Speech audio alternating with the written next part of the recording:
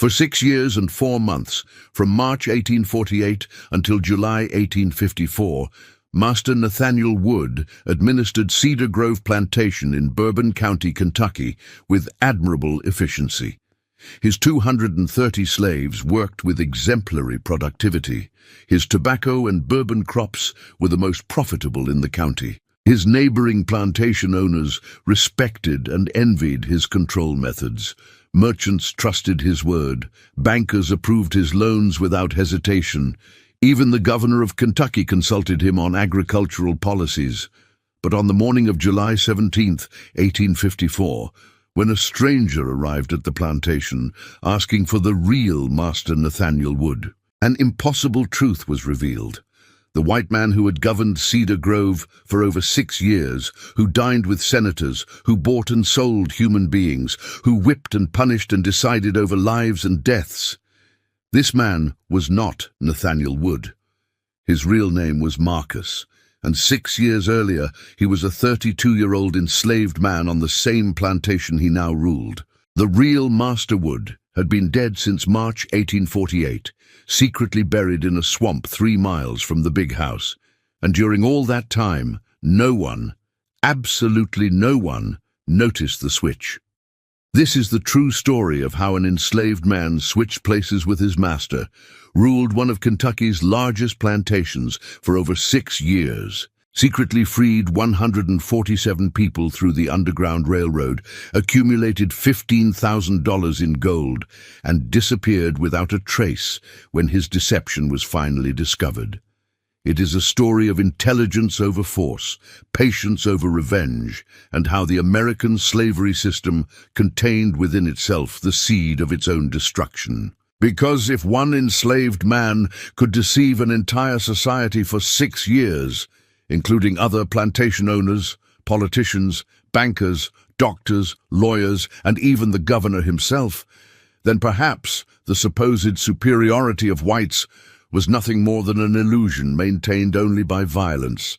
But this story begins not in 1848, when the switch happened, but 12 years earlier, in 1836, when a 20-year-old boy named Marcus arrived at Cedar Grove and began to observe, to study, to plan, and to wait for the perfect moment that would eventually come on a rainy March night, when Master Nathaniel Wood made the fatal mistake of riding alone near the swamp. Cedar Grove Plantation sprawled across 2,300 acres of prime Kentucky bluegrass country, 12 miles southeast of Paris in Bourbon County. The estate bordered the Stoner Creek to the west and extended east into rolling hills covered with burly tobacco fields that turned golden brown each autumn.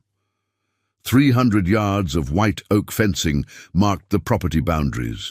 A limestone road wound through the main gate, past rows of slave quarters constructed from rough-hewn logs, through fields where 230 enslaved people toiled from dawn until dusk, and finally up to the big house, a 3-story Georgian mansion with 6 white columns, 12 rooms, and a reputation as one of the most profitable operations in central Kentucky.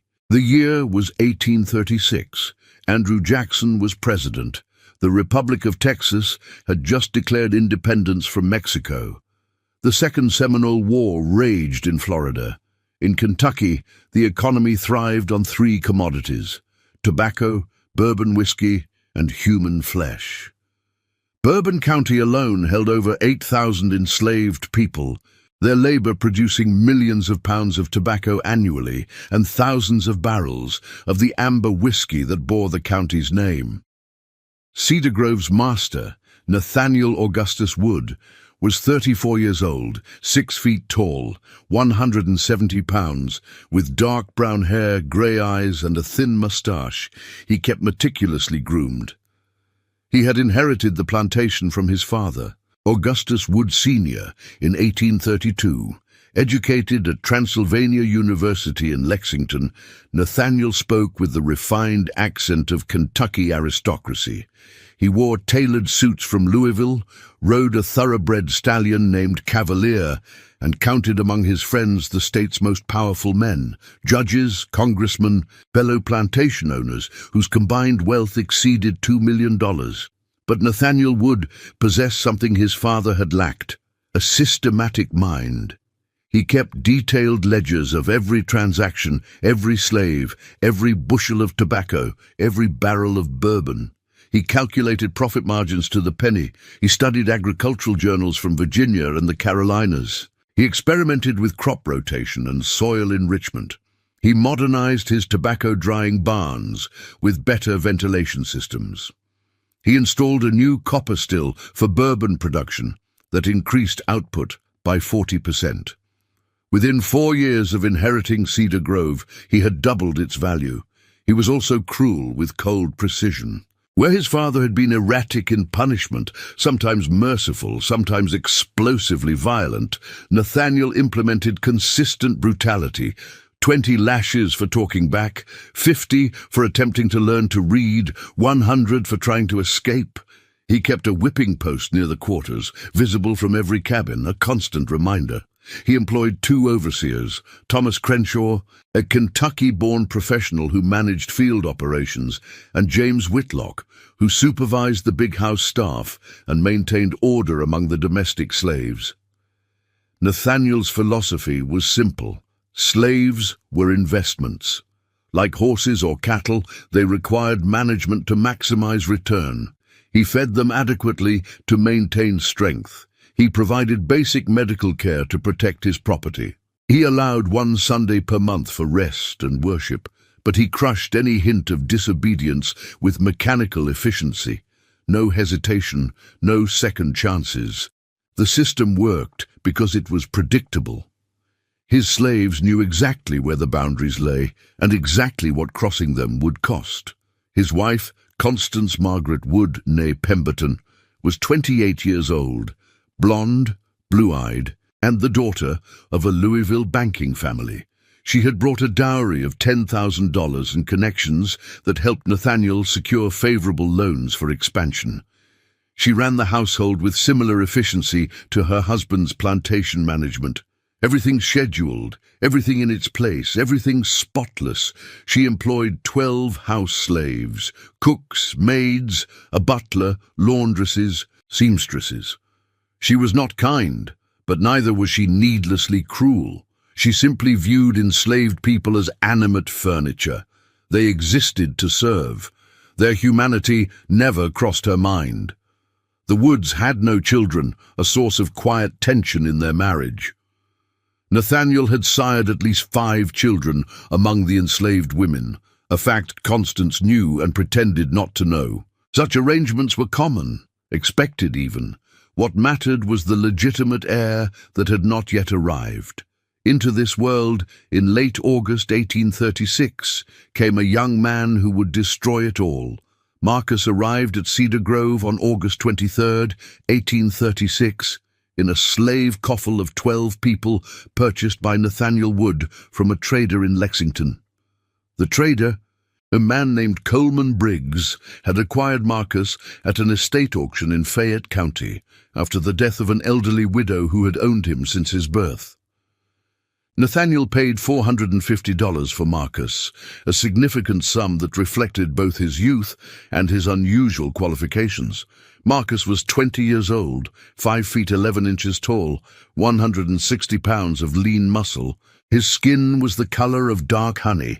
His eyes were hazel with flecks of gold that caught the light in unsettling ways. His features were angular, high cheekbones, strong jawline, straight nose. Had he been born white, he might have been called handsome. Born enslaved, he was simply called valuable. But Marcus's true value lay not in his strength but in his mind. The widow who had owned him, a woman named Henrietta Bradford, had been what was politely called eccentric, and what was accurately called half-mad.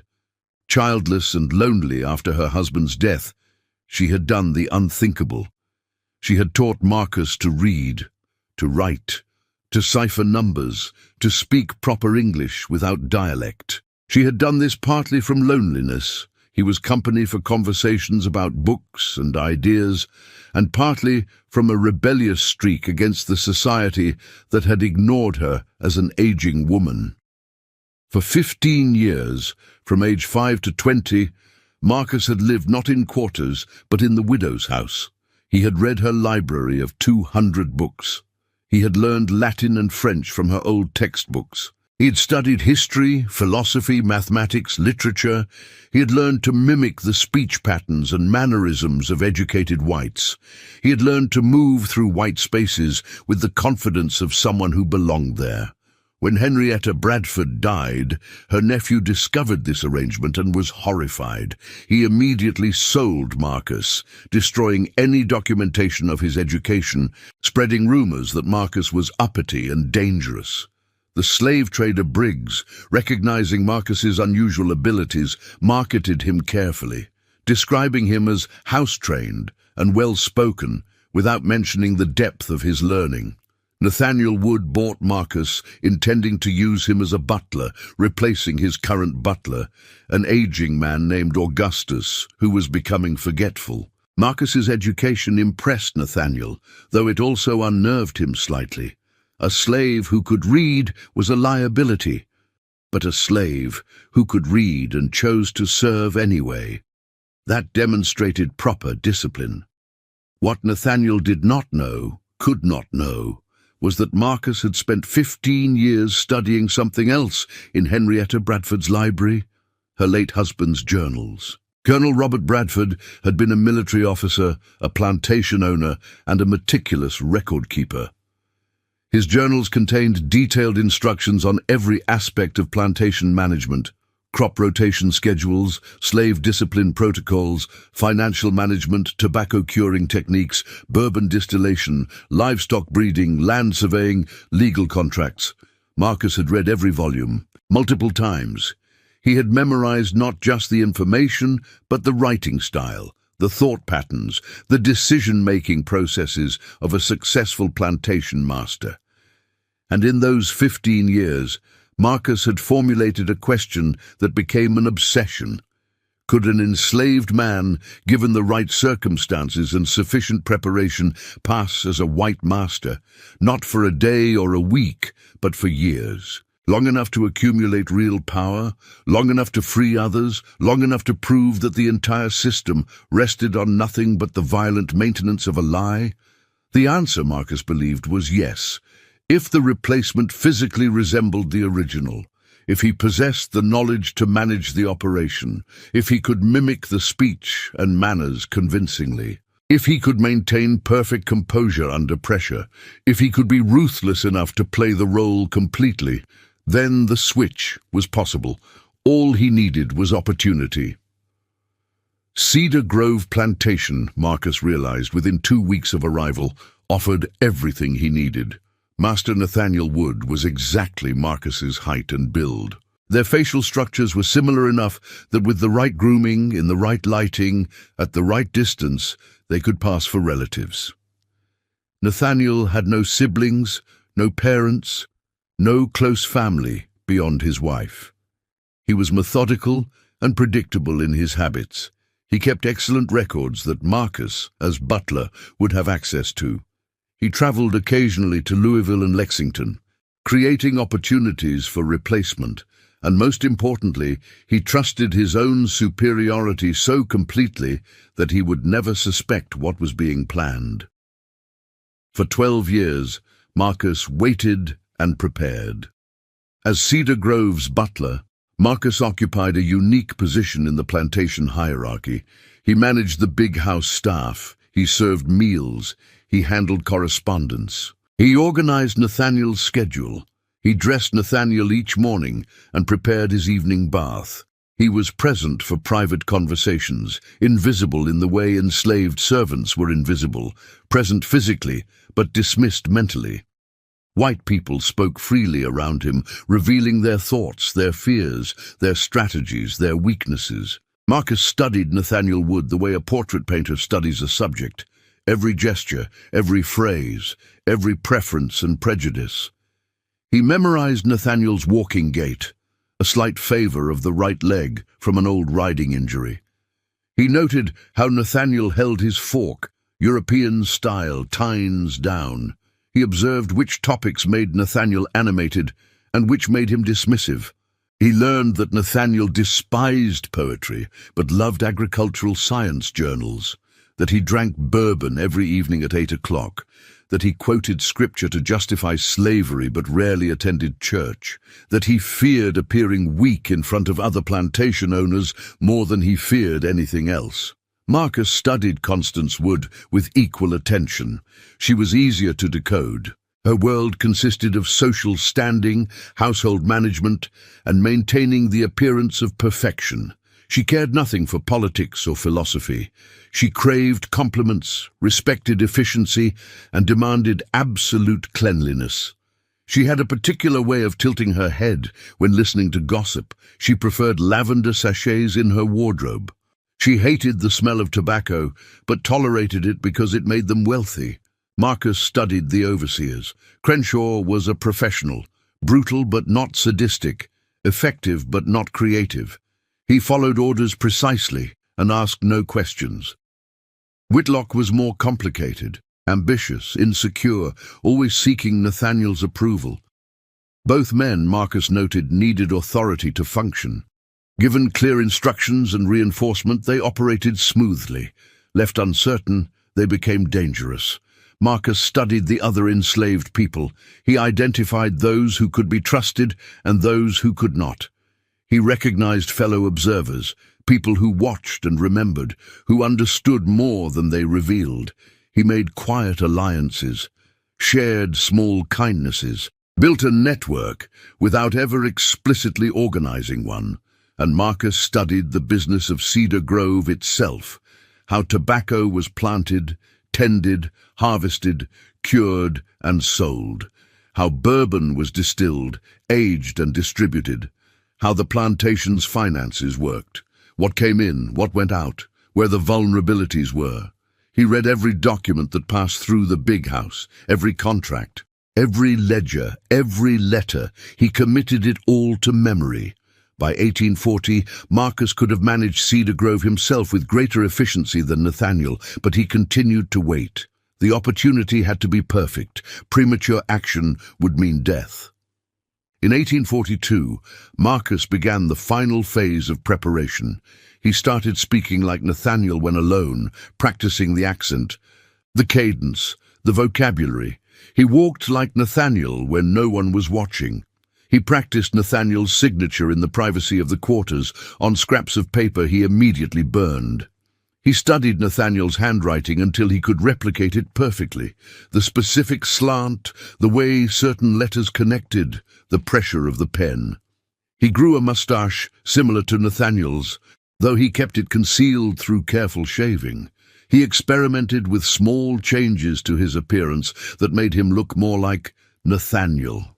A different way of combing his hair, a particular posture, a specific facial expression. He began acquiring items he would need. A white shirt, stolen from the laundry over months of taking single buttons and fabric scraps, sewn together in secrecy. A pair of boots, lost during a trip to Lexington, actually hidden in the swamp. A suit jacket taken from clothing Nathaniel had donated to be repurposed. All of it concealed in a waterproof oilcloth bundle buried 3 miles from the big house, near a distinctive lightning-struck oak tree on the edge of the swamp. Marcus understood that the physical transformation would be easiest part. The truly difficult challenge would be the first few hours after the switch, the moment when people who knew Nathaniel well would see him and either accept the deception or recognize it. That moment would require perfect performance. One wrong word, one uncharacteristic gesture, and everything would collapse. So Marcus planned for every detail. He would make the switch during a period when Nathaniel was expected to be different somehow. Agitated, distracted, changed. He would use an event that provided cover for unusual behavior. He would leverage existing tensions and fears to create psychological explanations for any discrepancies people noticed. In early 1848, the perfect opportunity began to take shape. Relations between Nathaniel Wood and his neighbor Thurston Caldwell, who owned Oakmont Plantation bordering Cedar Grove to the north, had been deteriorating for months over a boundary dispute. A survey conducted in January 1848 revealed that a fence line had been incorrectly placed 20 years earlier, and 30 acres that Caldwell had been farming actually belonged to Cedar Grove. Nathaniel demanded the land. Caldwell refused. Both men lawyered up. Both men made threats. The conflict dominated Nathaniel's attention through February and into March. He became irritable, distracted, prone to angry outbursts. He drank more. He slept less. He obsessed over maps and legal documents. He spoke constantly about the dispute, rehashing grievances, planning countermoves. Marcus saw the opportunity crystallizing. An agitated, distracted Nathaniel could become a permanently agitated, distracted Nathaniel after the switch. The boundary dispute provided the perfect explanation for personality changes. People would attribute any differences to stress, anger, preoccupation with the legal battle. On March 12, 1848, Nathaniel received news that Caldwell had filed an additional lawsuit seeking damages for crops lost due to the disputed fence line. Nathaniel exploded in fury. He spent the day stomping through the big house, cursing Caldwell, threatening violence, drinking bourbon before noon. That evening, as thunderstorms rolled across Bourbon County, Nathaniel announced he was riding to Oakmont to have it out with Caldwell face to face. Constance begged him not to go in the storm, in the dark, in his current state of rage. Nathaniel dismissed her concerns. He ordered his horse saddled. Marcus, serving dinner, said nothing, but his mind raced through calculations. Nathaniel would take the North Road, past the swamp, through isolated country. In the storm, visibility would be near zero. No one else would be out. If something happened to Nathaniel on that road, it might be hours before anyone looked for him. By morning, the rain would have washed away evidence, but Marcus hesitated. For 12 years, he had waited. For 12 years, he had planned. Now the moment approached, and the enormity of it threatened to paralyze him. This was not revenge fantasy anymore. This was murder. Premeditated, calculated murder. And not just murder, but the beginning of a deception that would require him to become his own oppressor, to speak the words slaveholders spoke, to order the punishments they ordered, to live as a white man in a white man's world built on black suffering. Could he do it? Could he kill Nathaniel Wood in cold blood? Could he take his place? Could he maintain the lie for months, years, however long it took? Marcus thought about Henrietta Bradford's library, about the books that had shown him possibilities beyond his circumstances. About the 15 years of education that whites would have killed him for possessing.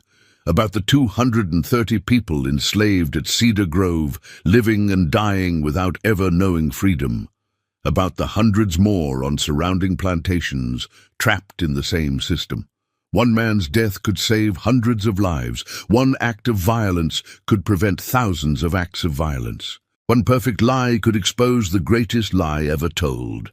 Marcus made his decision. At 7:43 that evening, Marcus slipped away from the big house. Rain hammered down in sheets, thunder cracking overhead, lightning illuminating the world in stuttering flashes. He ran through the storm to the swamp, to the lightning-struck oak, to the oilcloth bundle. He stripped off his butler's clothes and dressed in the stolen white shirt, the stolen boots, the stolen jacket. He took the knife he had hidden, a hunting knife with a 7-inch blade stolen from Nathaniel's study months ago, sharpened on stones until it could split hairs. He positioned himself on the North Road, where it passed through a thick grove of trees, the swamp just yards away. He waited in darkness. Rain soaked through his clothes. Mud squelched under his boots. Every minute felt like an hour. At 8:15 he heard hoofbeats. A single horse, moving fast despite the conditions. Nathaniel, riding blind with rage toward his neighbor's plantation. Marcus stepped into the road as lightning flashed. The horse reared. Nathaniel fought for control, cursing. In the darkness and rain, he saw only a figure blocking his path. He had 1 second to recognize Marcus before the knife punched through his ribs and into his heart. Nathaniel Wood died without a sound. The specific angle of the blade, the precise location of entry. Marcus had studied anatomy in Henrietta Bradford's medical texts. The heart stopped instantly. Nathaniel fell from his horse, dead before he hit the mud. Marcus caught the horse's reins, calmed it with soft words. He dragged Nathaniel's body off the road into the swamp. The mud was soft from rain. Marcus dug with his hands, scooping out a shallow grave in the muck. He placed rocks on top, covered it with mud and fallen branches. In 3 months, the swamp would reclaim everything. The bones would sink. The evidence would disappear. Marcus stripped Nathaniel's clothes from the corpse: fine wool suit, silk vest, cotton shirt, leather boots better than anything Marcus had ever worn, a gold pocket watch, a wallet containing $137, a ring with the Wood family crest. Marcus washed the blood from the clothes in swamp water. He dressed himself in Nathaniel's identity. The clothes fit perfectly. They were the same size, after all. That had always been part of the plan. He mounted Nathaniel's horse. For a moment he sat there in the rain, a black man dressed as a white master, about to ride into a life he had no right to live. The enormity of it should have crushed him. Instead, he felt something else, a cold clarity, a sense of purpose so absolute it erased doubt. Marcus rode Nathaniel's horse back toward Cedar Grove, not directly to the big house, but to the north fields first, creating the appearance that Nathaniel had ridden around the property before coming home.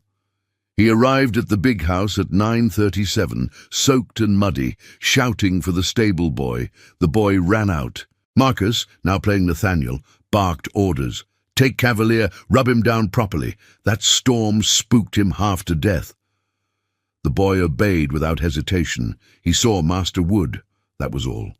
Marcus stormed into the big house, tracking mud, cursing about the weather and Caldwell and everything else. Constance appeared, worried. "Nathaniel, you're soaked. Where have you been?" "Rode to cool my temper," Marcus said, mimicking Nathaniel's voice perfectly. "Decided against confronting Caldwell tonight. I'll handle it through lawyers." The explanation was exactly what Nathaniel might have said after calming down. Constance accepted it without question. Marcus went upstairs to Nathaniel's chambers. He locked the door. He stripped off the wet clothes. He looked at himself in the full-length mirror, the same mirror Nathaniel had looked in that morning, never knowing it was his last day alive. Marcus saw himself clearly, a black man wearing a dead white man's face, a slave pretending to be a master, an imposter about to commit the greatest deception in Kentucky history. He had crossed the line. There was no going back. From this moment forward, he was Nathaniel Wood. He would speak as Nathaniel spoke, think as Nathaniel thought, act as Nathaniel acted. He would be the master of Cedar Grove Plantation. He would own 230 human beings. He would buy and sell and punish and control. And he would do it so perfectly that no one would ever suspect the truth. The first 48 hours tested Marcus in ways he had not fully anticipated.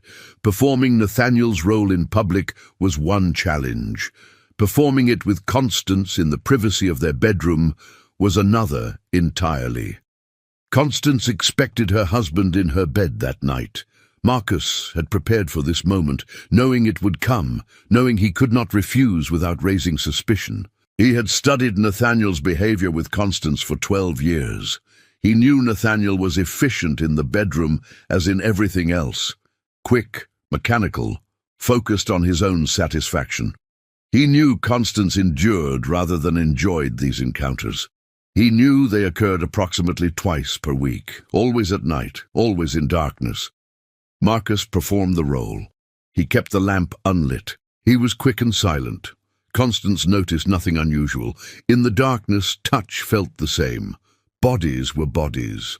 She had never truly looked at her husband anyway. The next morning presented greater challenges. Breakfast with Constance required conversation. Marcus discussed the boundary dispute, the weather, plans for the coming week, all topics Nathaniel would have addressed. He ate as Nathaniel ate, quickly, reading the newspaper, barely acknowledging Constance's presence. She found nothing strange. But the true test came when Overseer Crenshaw arrived at 9 o'clock with the daily report. Crenshaw had worked for Nathaniel for 6 years. He knew Nathaniel's management style intimately. Any deviation would register immediately. Marcus sat behind Nathaniel's desk in the study, wearing Nathaniel's clothes, smoking one of Nathaniel's cigars. Crenshaw entered, gave his report. Tobacco fields needed planting, 2 slaves were sick, a fence needed repair, a shipment of bourbon was ready for transport to Lexington. Marcus responded as Nathaniel would have responded. He asked specific questions about the 6 slaves. Could they work or not? He inquired about the fence repair cost. He approved the bourbon shipment, but insisted Crenshaw personally verify the barrel count to prevent theft. He gave instructions in Nathaniel's exact manner, clear, direct, expecting obedience. Crenshaw noticed nothing. He left satisfied, instructions clear, authority maintained. Marcus exhaled slowly after Crenshaw departed. The first major interaction had succeeded, but he could not relax.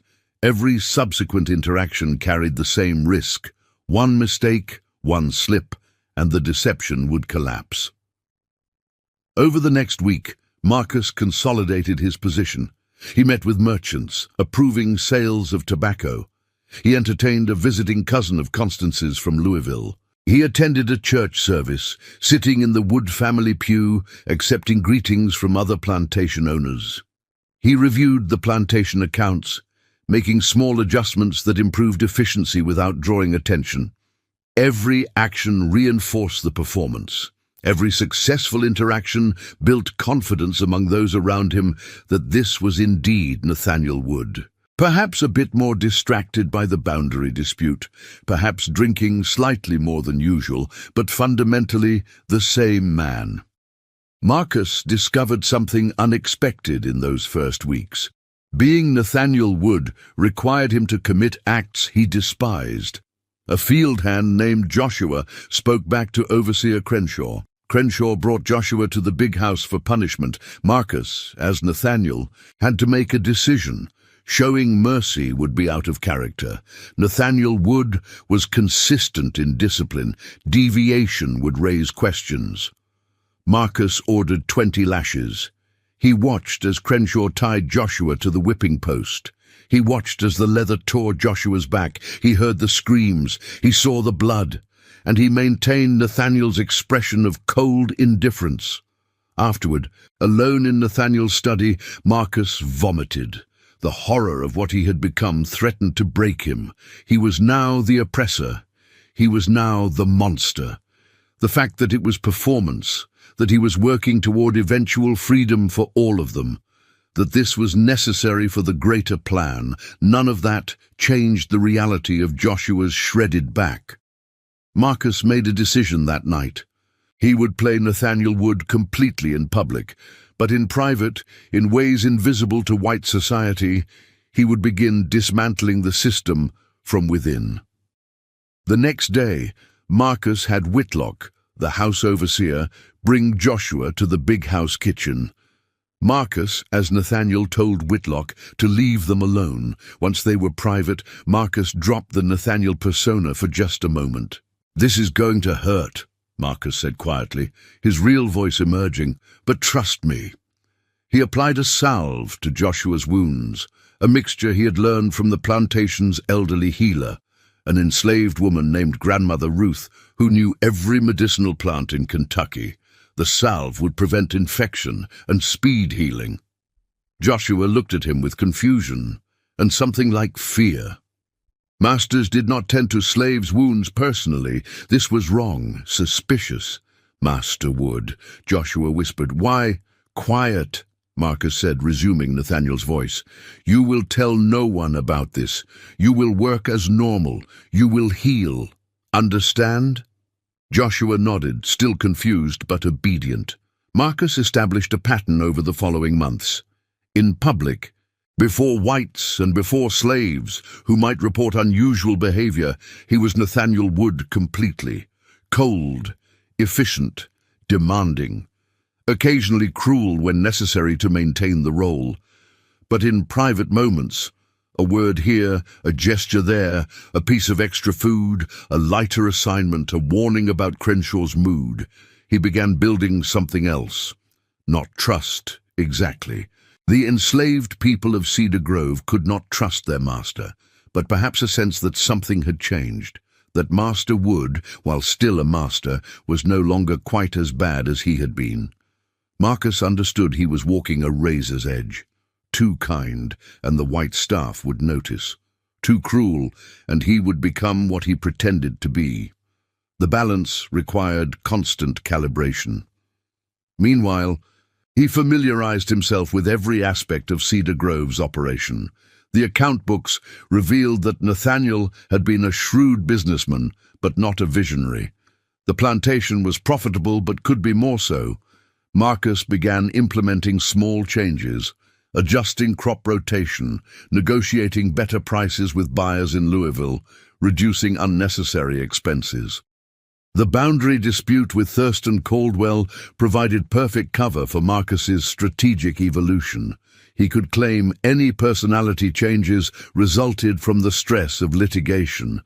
He used the dispute to avoid certain social obligations, dinner parties where extended conversation might expose inconsistencies. He claimed preoccupation with legal strategy when Constance noticed him being quieter than usual. 3 months into the deception, in June 1848, the boundary dispute was settled in Cedar Grove's favor. Marcus, as Nathaniel, won the 30 disputed acres and damages of $500.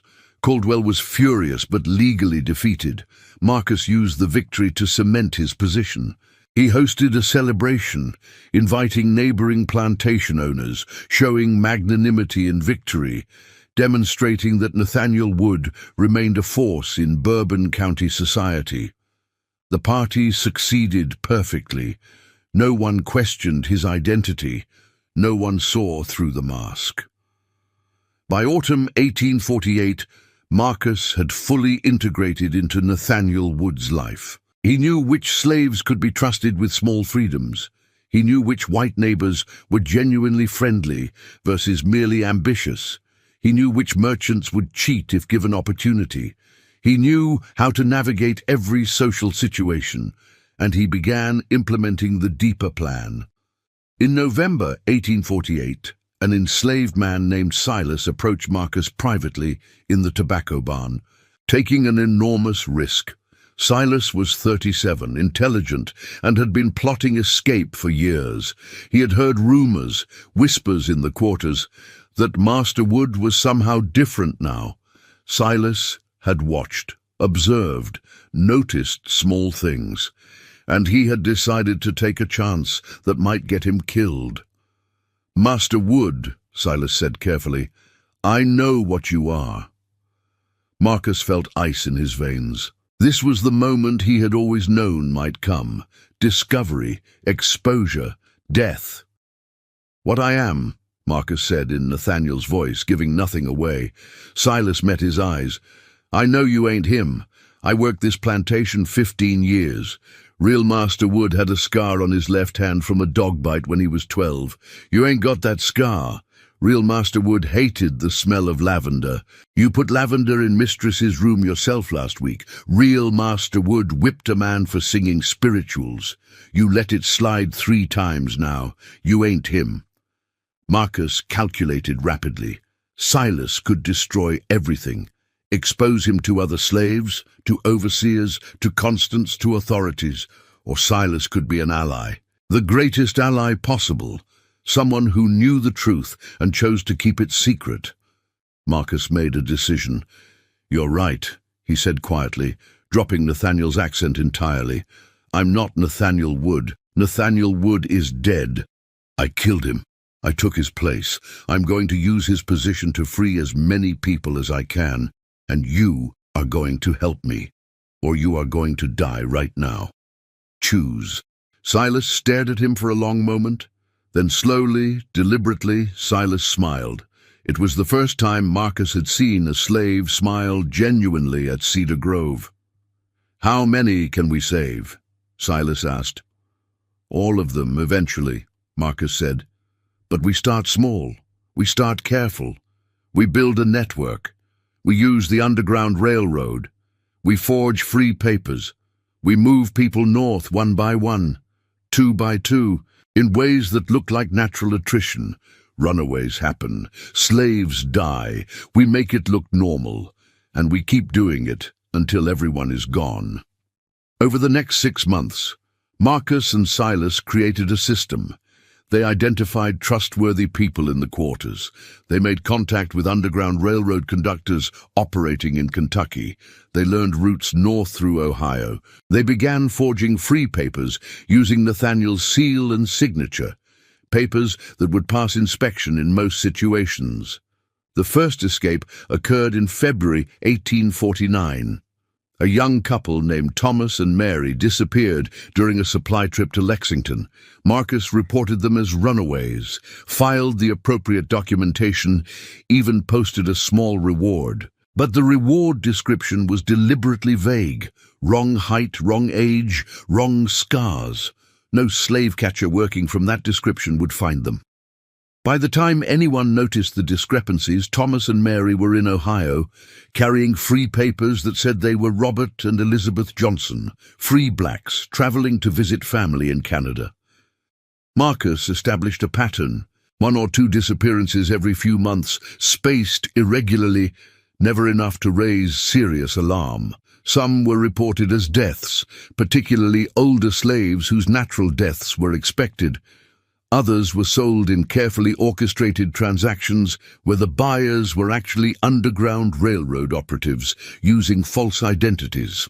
Still others simply vanished during trips to Lexington or Louisville, lost in the chaos of urban slavery. Over 6 years, Marcus freed 147 people.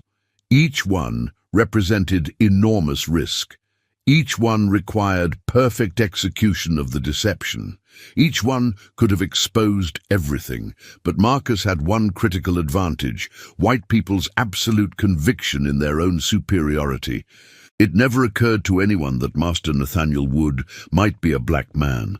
The idea was literally unthinkable. So when small discrepancies appeared, a phrase Nathaniel wouldn't normally use, a kindness he wouldn't normally show, a decision slightly out of character, people invented explanations. The boundary dispute changed him, marriage troubles, business stress, age, anything except the truth. Marcus cultivated this carefully. He maintained Nathaniel's cold efficiency in visible situations. He was demanding, exacting, occasionally harsh. He preserved the appearance of a Kentucky plantation master so thoroughly that even Constance never suspected. With Constance, Marcus maintained an increasingly distant relationship. Nathaniel had never been warm, so cooling further raised no alarms. Marcus reduced their intimate encounters to once per month, then once every 2 months, claiming exhaustion from business concerns. Constance seemed relieved rather than troubled. She occupied herself with household management and social obligations. Marcus excelled at plantation management in ways the real Nathaniel never had. He increased tobacco yields through better soil management. He improved bourbon quality through careful attention to fermentation. He negotiated shrewder deals with merchants. By 1850, Cedar Grove was generating 20% more revenue than it had under the real Nathaniel Wood. This success brought dangerous attention. Other plantation owners sought Nathaniel's advice. Governor Crittenden invited him to Louisville to discuss agricultural policy. Marcus had to navigate these situations carefully, sharing enough knowledge to maintain credibility while avoiding conversations that might expose gaps in his understanding of Nathaniel's past. He developed tactics for managing risk. When asked about family history, he claimed poor memory for childhood details, plausible for a man focused on the present. When old friends referenced shared experiences, he responded vaguely, letting them fill in details. When Constance's relatives visited, he claimed pressing business to avoid extended contact. The financial success allowed Marcus to accumulate wealth secretly. He skimmed small amounts from transactions, amounts too insignificant for anyone to notice individually, but which compounded over years. He sold bourbon through unofficial channels, pocketing the profit. He made investments using Nathaniel's name, but directing returns to hidden accounts. By 1853, Marcus had accumulated $15,000 in gold, a fortune that would fund his eventual disappearance and provide resources for freed slaves he had sent north. The system Marcus built was elegant in its simplicity. Silas managed communications with the Underground Railroad. An enslaved woman named Ruth, not Grandmother Ruth, but a younger woman who worked in the big house, forged documents. A field hand named Isaac scouted escape routes. A stable worker named Abraham maintained contact with free blacks in Lexington who could assist escapees. They met in secret, in the tobacco barns, in the woods beyond the quarters, in the swamp where Marcus had buried Nathaniel Wood. They developed codes. A spiritual song with certain lyrics meant a conductor was nearby. A particular arrangement of tools in the barn meant papers were ready. A specific way of folding laundry signaled danger. Marcus provided resources invisibly. Extra food that spoiled and had to be discarded, actually given to escapees for the journey north. Lost tools that were actually hidden for escape attempts. Damaged clothes that were actually clean and whole, packed for runaways. Not everyone in the quarters knew about Marcus's true identity. Most didn't need to know. The inner circle consisted of only 7 people: Silas, Ruth, Isaac, Abraham, and 3 others who handled specific aspects of the operation. Everyone else simply benefited from a master who was mysteriously less cruel than he used to be. Some slaves Marcus couldn't save without raising impossible suspicion. Constance's personal maid, for instance, was too visible, her disappearance too noticed. The blacksmith was too valuable to the plantation's operation, his absence too disruptive. Marcus agonized over these choices. Every person left behind was a failure, a compromise with a system he despised, but he maintained the discipline necessary for long-term success. Saving some required sacrificing the opportunity to save others immediately. The mathematics of liberation were cruel but unavoidable. In 1852, a crisis nearly destroyed everything. A slave named Jacob, who was not part of Marcus's inner circle, attempted an independent escape. He was caught by patrollers near the Ohio border. Under torture, Jacob confessed to having forged free papers. Worse, he had obtained those papers at Cedar Grove. The patrollers brought Jacob back to Bourbon County. The sheriff questioned Overseer Crenshaw, who questioned Whitlock, who questioned the big house staff. The investigation threatened to expose Ruth's forgery operation. Marcus, as Nathaniel, had to make a terrible choice. To protect the larger network, he had to destroy the immediate threat. He ordered Jacob whipped severely, 100 lashes that nearly killed him. He sold Jacob south to a cotton plantation in Mississippi, effectively a death sentence. He conducted a thorough investigation of his own staff, interrogating everyone, appearing furious at the breach of his property. Privately, in the quarters that night, Marcus went to Grandmother Ruth's cabin. She was the only person who knew everything, the moral center who reminded him of his humanity when the performance threatened to consume him. "I just sentenced a man to hell," Marcus said, his voice breaking. "I had to save the others. But I did it. I looked him in the eye and condemned him." Grandmother Ruth, 74 years old, white-haired, hands gnarled from decades of fieldwork, looked at him with ancient eyes. "You carrying a weight no one should carry," she said, "but you carrying it anyway. That boy Jacob, he was brave but foolish. He moved too soon. You couldn't save him without losing everyone else. The math is cruel, but it's true. I'm becoming what I pretend to be." Marcus whispered. "No," Grandmother Ruth said firmly. "You pretending to be a master, but you are a liberator. You freed 147 people. That boy Jacob, he freed himself and lost. You freed others and they won. Don't confuse the two." The Jacob incident changed Marcus. He became more cautious, more selective, more aware of the costs. But he didn't stop. He couldn't stop. Stopping meant accepting that 12 years of deception, 12 years of compromises, 12 years of becoming Nathaniel Wood had been for nothing. In early 1854, Marcus began preparing for the endgame. He could not maintain the deception forever. Eventually, someone from Nathaniel Wood's past, a distant relative, an old school friend, someone with deep personal knowledge, would appear and expose discrepancies Marcus couldn't explain. The odds of discovery increased with every year. Marcus decided on a timeline: 18 months. By the end of 1855, he would execute his final plan. He would free the remaining slaves at Cedar Grove, liquidate his accumulated wealth, and disappear into the North with a new identity. He would leave behind a plantation with no master, no slaves, no system. Just the empty shell of something that should never have existed. But fate, as it often does, had different plans.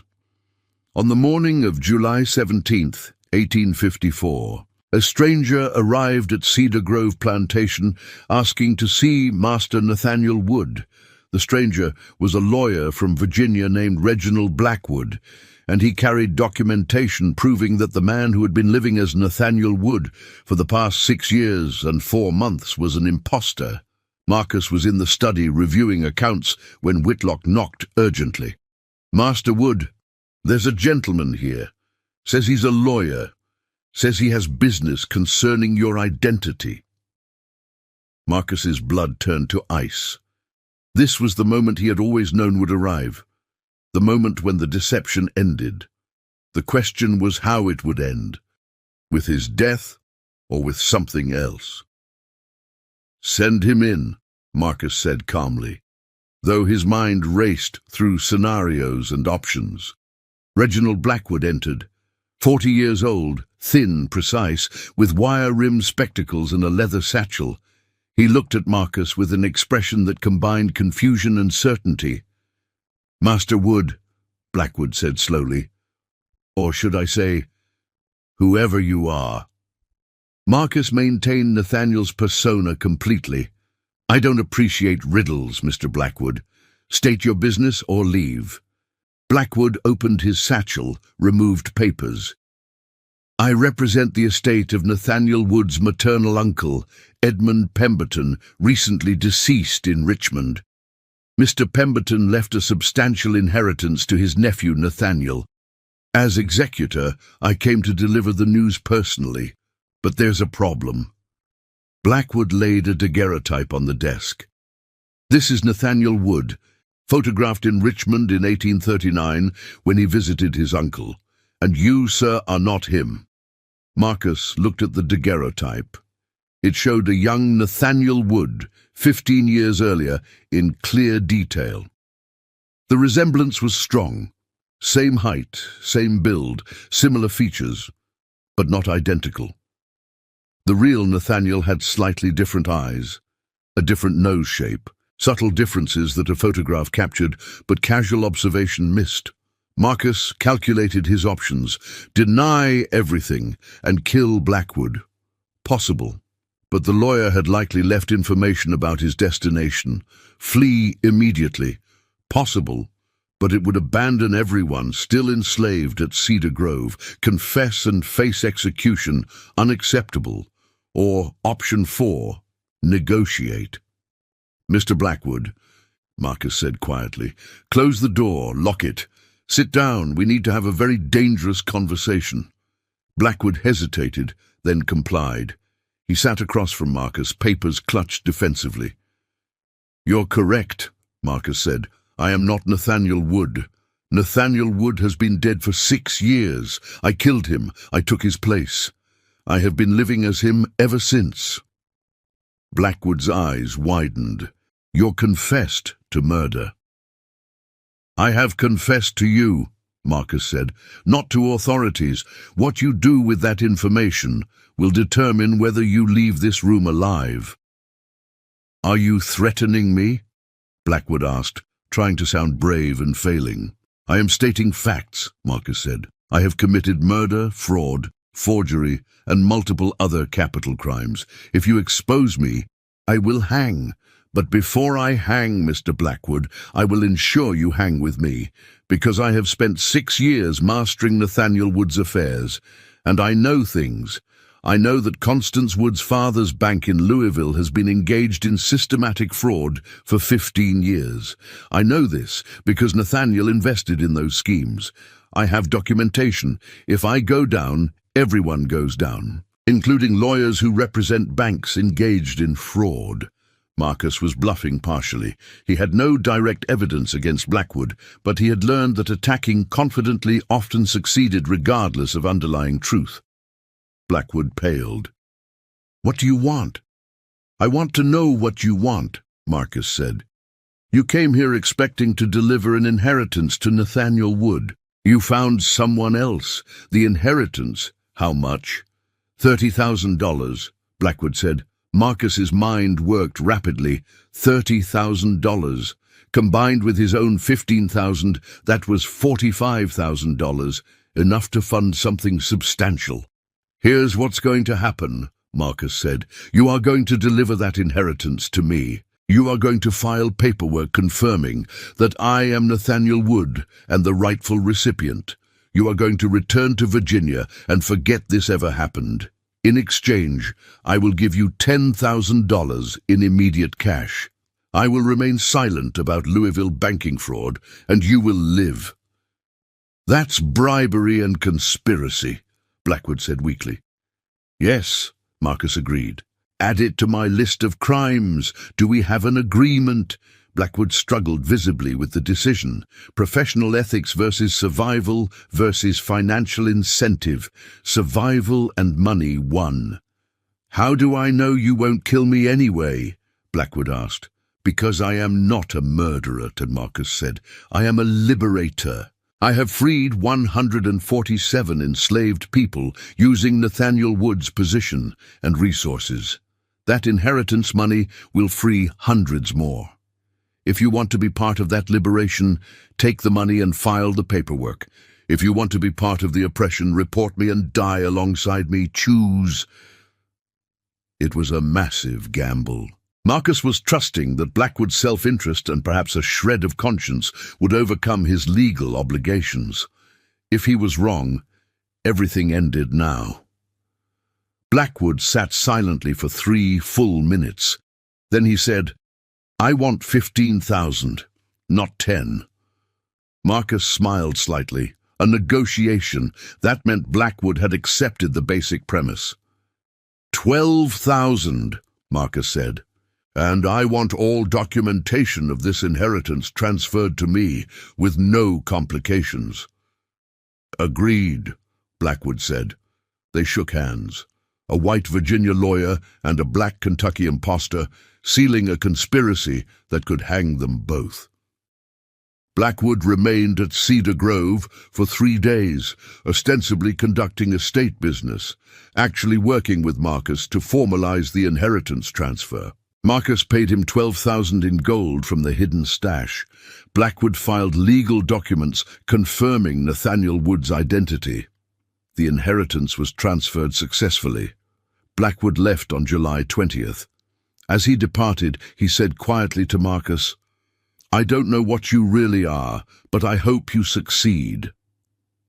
The Blackwood crisis changed Marcus's timeline. He now had $45,000 and a new sense of urgency. The lawyer could change his mind and report everything. Other people from Nathaniel's past could appear. The deception's window was closing. Marcus accelerated his plans. Over the next 2 months, he increased the frequency of liberations. Small groups departed Cedar Grove weekly, some via Underground Railroad, some with purchased tickets to free states, some with elaborate forged documentation claiming they were free blacks traveling legally. By September 1854, Cedar Grove's enslaved population had dropped from 230 to 83. This kind of attrition was unusual but not impossible to explain: runaways, deaths, sales. Marcus manufactured documentation for each departure. Overseer Crenshaw became suspicious. Too many runaways suggested poor security. Too many deaths suggested disease requiring investigation. Too many sales suggested financial problems. Crenshaw confronted Marcus in early October. "Master Wood, we've lost nearly 2/3 of the workforce in 6 months. Either we have the worst luck in Kentucky, or something else is happening." Marcus knew this moment would come. He had prepared for it. "Mr. Crenshaw," Marcus said coldly, "are you suggesting incompetence on my part?" "No, sir," Crenshaw said quickly, "but I am suggesting we review security protocols." "Excellent idea," Marcus said. "You're fired. I'm implementing new security immediately with a new overseer. You have 1 hour to collect your belongings and leave Cedar Grove." Crenshaw was stunned. "Master Wood, I've worked here 6 years. And in those 6 years we've lost significant property under your watch. You're done. Leave." Marcus had just eliminated the most knowledgeable employee, the man most likely to piece together the pattern. It was a risk. Firing a long-time overseer would raise questions, but it bought time. Marcus promoted a younger man, William Harris, to overseer. Harris was ambitious but inexperienced, grateful for the opportunity, unlikely to question decisions. Marcus gave him deliberately confusing instructions that kept him busy and unfocused. Meanwhile, Marcus intensified the final liberation phase. He contacted Underground Railroad operators throughout Ohio and indicated he could deliver a large group, potentially all remaining enslaved people at Cedar Grove, if they could handle the logistics. The conductors were skeptical. Moving 80 people simultaneously was unprecedented. The risk of capture was enormous. But the potential reward, freeing an entire plantation, was too significant to dismiss. A plan emerged. On November 12, 1854, a group of abolitionists would arrive at Cedar Grove, posing as buyers interested in purchasing the entire remaining workforce for a new plantation in Missouri. They would offer cash, Marcus would accept, and the sale would be documented legally. The buyers would transport the purchased slaves toward Missouri, but would actually divert them north into the Underground Railroad network. It was audacious, complicated, dependent on perfect coordination, but possible. Marcus spent October preparing the enslaved people for the transfer. He couldn't tell them the truth. Some might panic, some might accidentally reveal the plan. Instead, he told them they were being sold, which was terrifying news that he softened by promising they would stay together and go to a better place. Grandmother Ruth, who knew everything, helped calm fears in the quarters. "Master Wood makes strange choices sometimes," she told people, "but things happen for reasons. Trust in Providence." November 12th arrived. 4 white men presented themselves as representatives of the Missouri Valley Agricultural Company. They examined the slaves perfunctorily, asked minimal questions, and offered $35,000 for the entire group. Marcus, as Nathaniel, haggled briefly for show, then accepted $38,000. They signed contracts. Marcus provided documentation of ownership for each enslaved person. The buyers paid in cash and promissory notes. On November 13th, the 83 remaining enslaved people from Cedar Grove departed in wagons, supposedly heading west to Missouri. They actually headed northeast toward the Ohio River. Marcus watched them go. He had freed everyone. Every single person enslaved at Cedar Grove when he took over, plus the 147 sent north earlier, were now gone. The plantation was empty of slaves for the first time in 50 years. Constance was devastated. "Nathaniel, what have you done? How will we operate without workers?"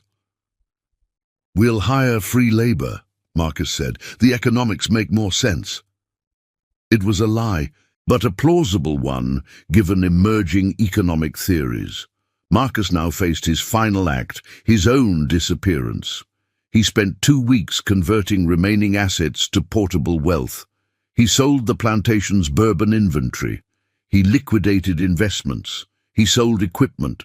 He accumulated over $70,000 in gold and banknotes, an enormous fortune. On November 27th, 1854, Marcus told Constance he was traveling to Louisville for business. She accepted this without question. He traveled regularly. Marcus rode to Louisville. He deposited the money in a bank under a false name. He purchased fine clothes and travel documents. He transformed himself one final time, not into a white master, but into a prosperous, free black man named William Thompson, traveling to Canada to establish a business. On November 30th, Marcus boarded a steamboat heading north on the Ohio River. As the boat pulled away from the dock, he looked back at Kentucky one last time. He was leaving behind Nathaniel Wood's identity, Nathaniel Wood's wealth, Nathaniel Wood's life. He was leaving behind the plantation he had ruled for 6 years, the wife he had deceived, the society he had infiltrated, the system he had exploited and undermined. He felt no triumph, only exhaustion. The weight of what he had done, the murders he had committed, the lies he had told, the role he had played, would haunt him forever. He had become a master to destroy masters. He had become an oppressor to liberate the oppressed. The contradictions would never resolve, but 230 people were free. That was the only truth that mattered.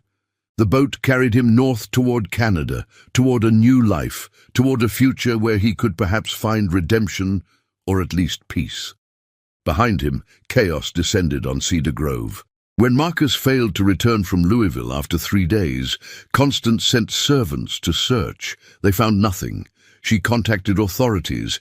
They investigated and discovered the plantation had been systematically stripped of assets. The slaves were gone. The money was gone. Nathaniel Wood was gone. The scandal exploded across Kentucky. How could an entire plantation's workforce disappear? How could millions of dollars vanish? Where was Nathaniel Wood? Theories proliferated. Some said Wood had gone mad. Others suggested financial ruin drove him to desperate measures. Some whispered about abolitionist conspiracies. No one, absolutely no one, suggested the truth, that Nathaniel Wood had been dead for 6 years and an enslaved man had taken his place.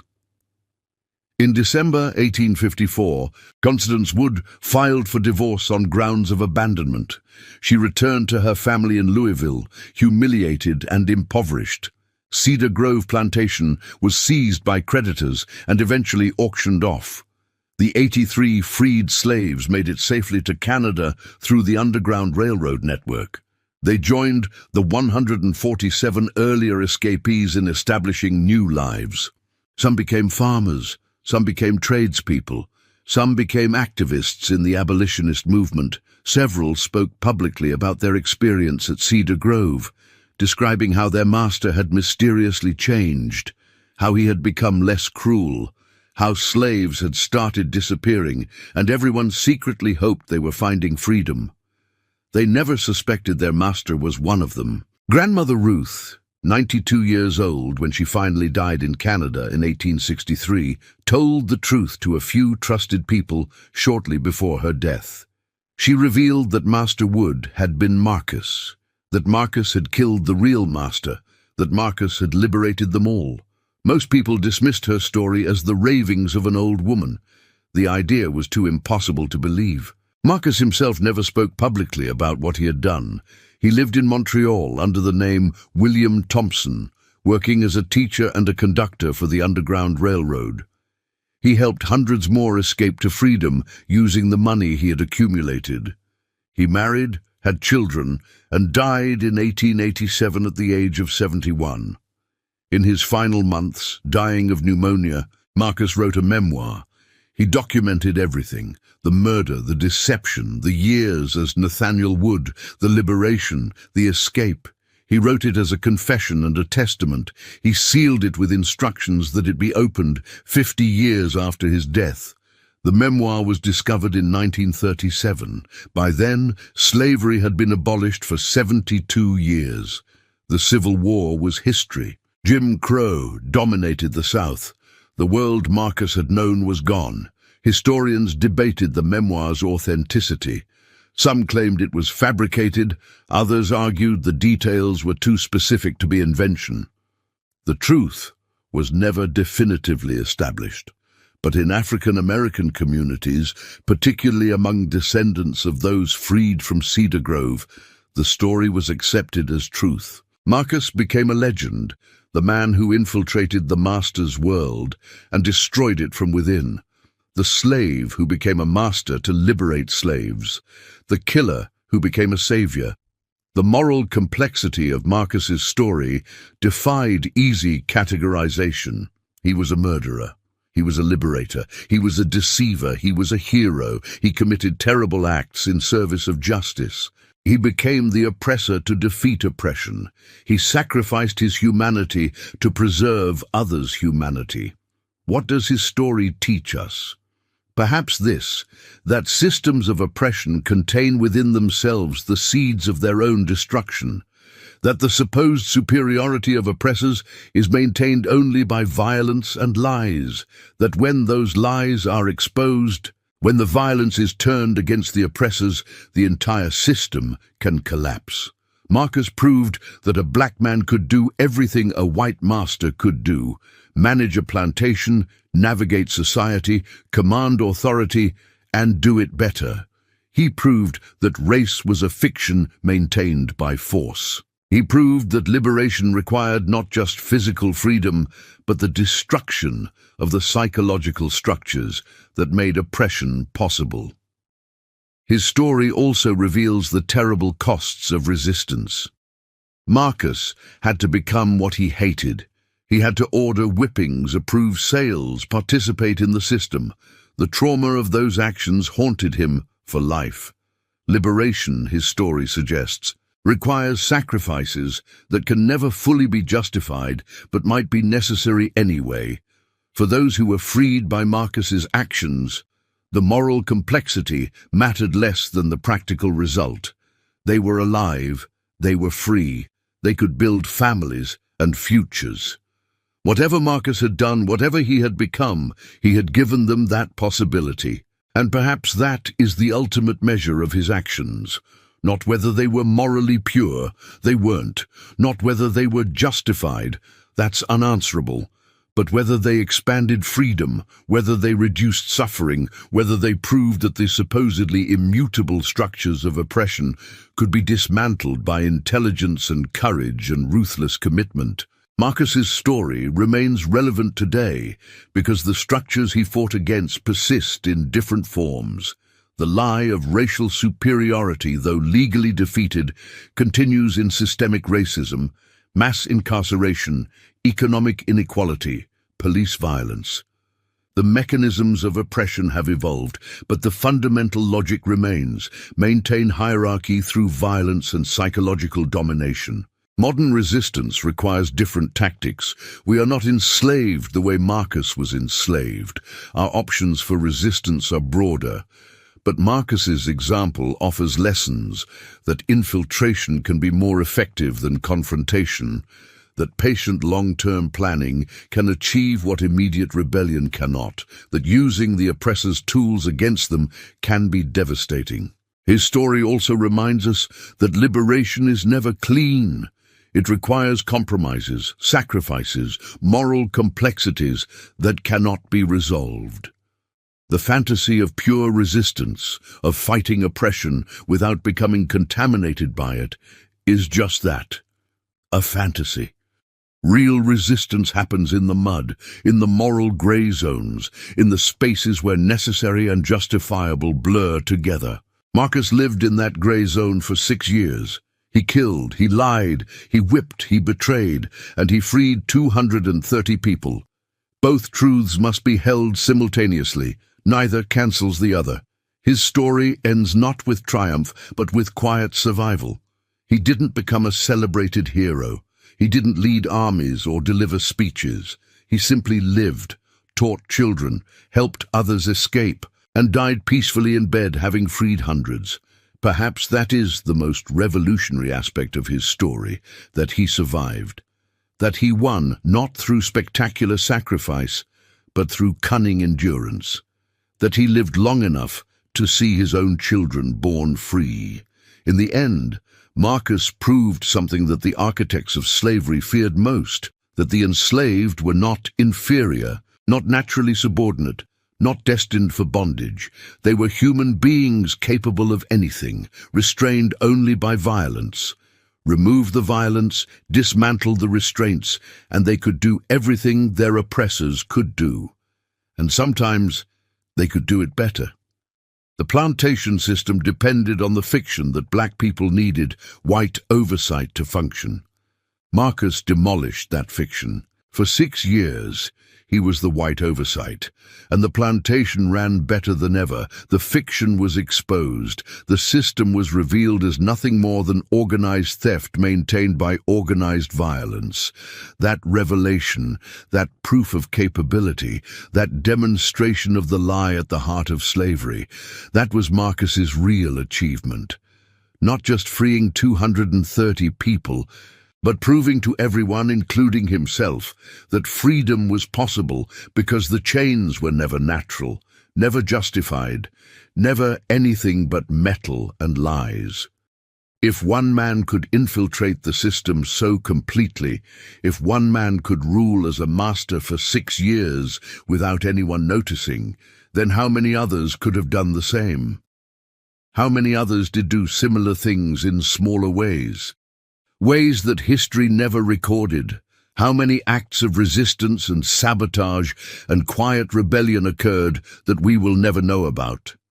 Marcus's story suggests that the history of slavery we know is incomplete.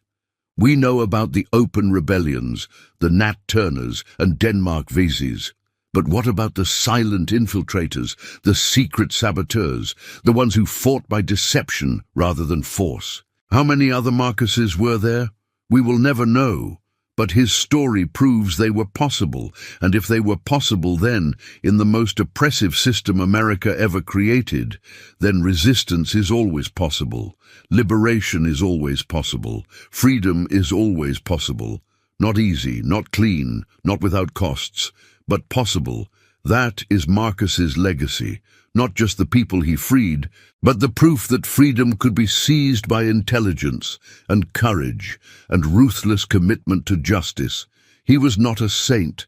He was a murderer and a liberator. He was not a hero. He was a survivor and a revolutionary. He was not morally pure. He was effectually devastating. And he won.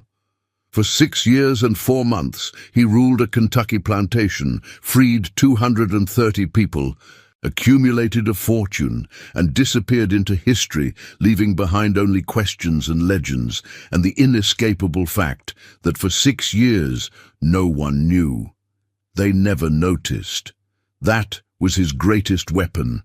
Their blindness, their arrogance, their absolute conviction that a black man could never be their equal, let alone their superior.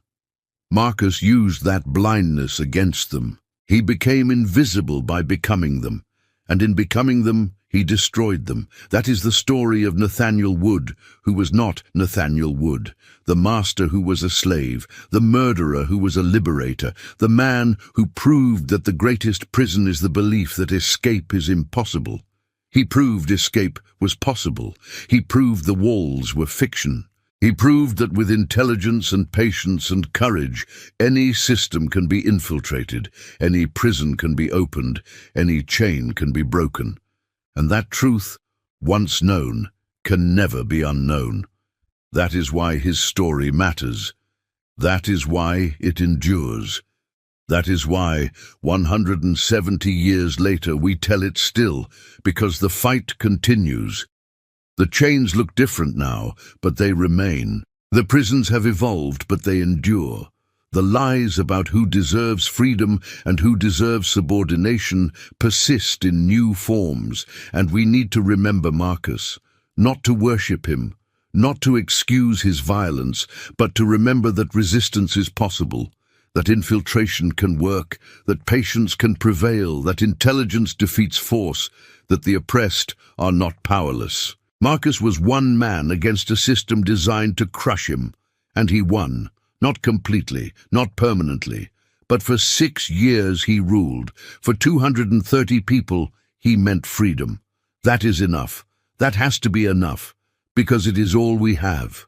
The small victories, the temporary triumphs, the moments when the impossible became actual. Marcus made the impossible actual. For 6 years and 4 months, he was free. And he used his freedom to liberate others. Remember his name. Remember his courage. Remember his crimes and his sacrifices.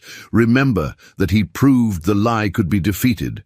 And then continue his work, because the work is never finished. Freedom is never secured permanently. It must be fought for, generation after generation, using whatever tools are available, making whatever sacrifices are necessary, accepting whatever moral complexities cannot be avoided.